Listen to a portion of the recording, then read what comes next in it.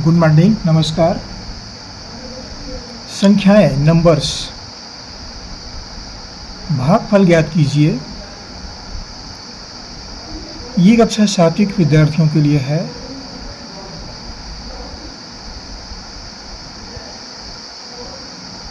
कक्षा 7वीं में संख्याओं को भाग देना ये सब बताए जाते हैं इनके अंतर्गत। और ये प्रश्न मैंने छत्तीसगढ़ पाठ्य पुस्तक निगम महापीड़ा से मैंने लिया है और कुछ प्रश्न ढूंढिएगा, जरूर मिलेगा आपको।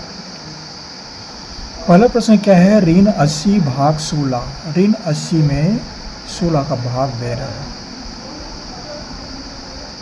तो पहले संख्याओं को पहले लेते हैं, फिर चिन्हों को लेंगे। 80 को 16 से भाग देते हैं।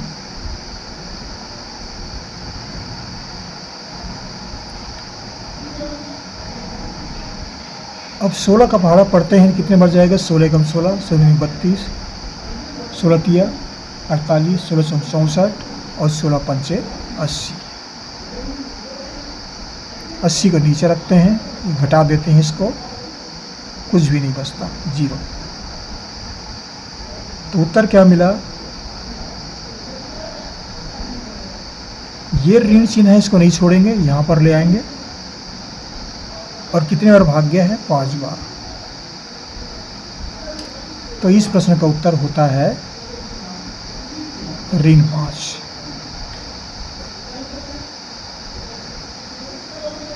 या दूसरा तरीका और बताते हैं इसमें हम।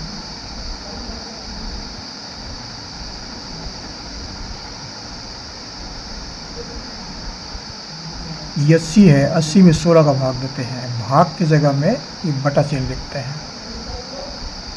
ये 4 से कटेगा, 2 से भी कटेगा, 4 से भाग दे रहे हैं। 4 से 16, ये भैया 4 दूनी 8, ये पूरा कट गया। फिर 4 शून्य 0, फिर 4 एकम 4, 4 पंचे 20। ये ऋण चिन्ह को हम नीचे ले आते हैं, ऋण चिन्ह, और इस संख्या को लिखते हैं 5। क्या मिला? ऋण 5।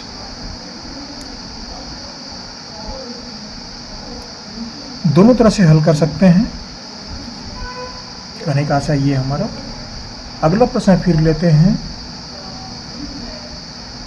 ऋण 24 भाग ऋण 8। अब देखिए, ऋण 24 भाग ऋण 8, 24, और ये भाग का जगह हम लिखेंगे बटा का चिन्ह, और ऋण 8 को नीचे लिखेंगे ऋण 8। इस तरह से लिखेंगे। अब ऊपर की संख्या भी ऋणात्मक है, नीचे की संख्या भी ऋणात्मक है। ये दोनों चिन्ह कट जाते हैं और कट करके क्या बन जाते हैं? धन बन जाते हैं। 2 से भाग दीजिए, 4 से भाग दीजिए, 8 से भाग जाएगा। चलो 4 से भाग देते हैं हम, चाहे 2 से भाग दे सकते हैं। 4 दूनी 8 और 4 से का 24। ये 2 से फिर कट जाएगा, 2 एकम 2, 2 तिया 6, बराबर कितना मिला? 3।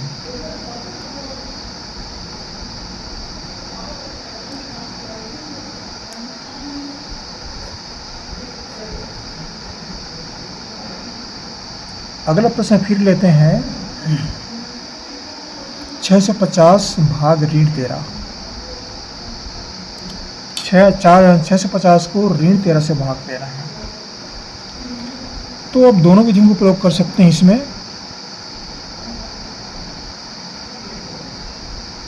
650 को हम 13 से भाग देते हैं।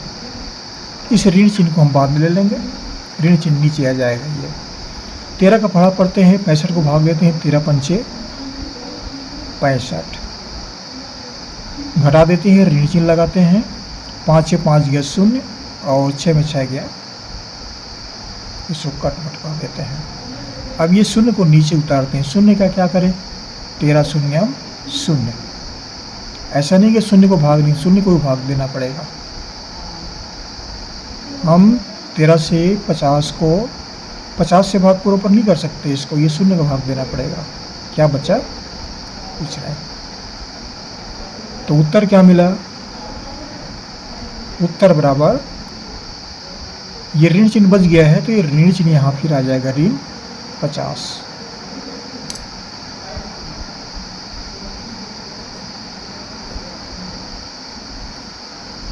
इस तरह से भाग दे सकते हैं, या फिर दूसरी विधि में क्या करेंगे कि 650 हुआ और भाग ऋण 13, इस तरफ से घटा सकते हैं। 13 कम 13, 13 पंचे 65, 13 शून्यम शून्य। अब ये ऋण चिन्ह है तो ऋण चिन्ह को नीचे लिखेंगे, छोड़ना नहीं है। ये 50/1 हुआ, 50/1 मतलब 50।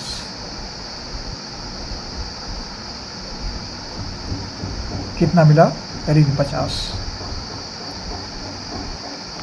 किसी का प्रयोग कर सकते हैं कोई विधि से। अब देखिए यहाँ पर क्या बचा है, ऋण 170 भाग ऋण 1। इसको किस तरह से लिखेंगे?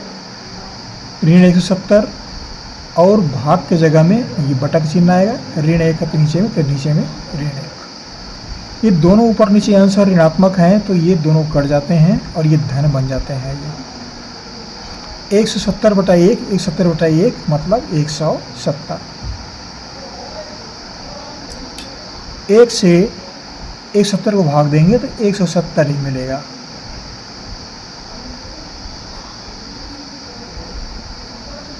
ये इस प्रश्न का उत्तर होता है। अगला प्रश्न ये है 0 भाग ऋण 18। 0 भाग ऋण 18, 0 भाग बटा कर देते हैं ऋण 18। तो यहाँ पर ऋण तो ऋण आ जाएगा। अब 0 को 18 से भाग दे रहे हैं तो वह 0 ही आएगा। किसी भी संख्या से अगर 0 को भाग देंगे तो उसका उत्तर 0 आता है, 0 ही आता है। अब देखिए यहाँ पर ऋणात्मक चिन्ह चाहे तो ऋण चिन्ह भी ले लें, लेकिन 0 को न ऋण कहते हैं न धन कहते हैं। 0 मतलब 0, उसको ऋण और धन लिखने की आवश्यकता नहीं है।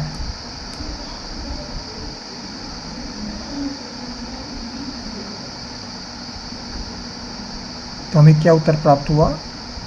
0।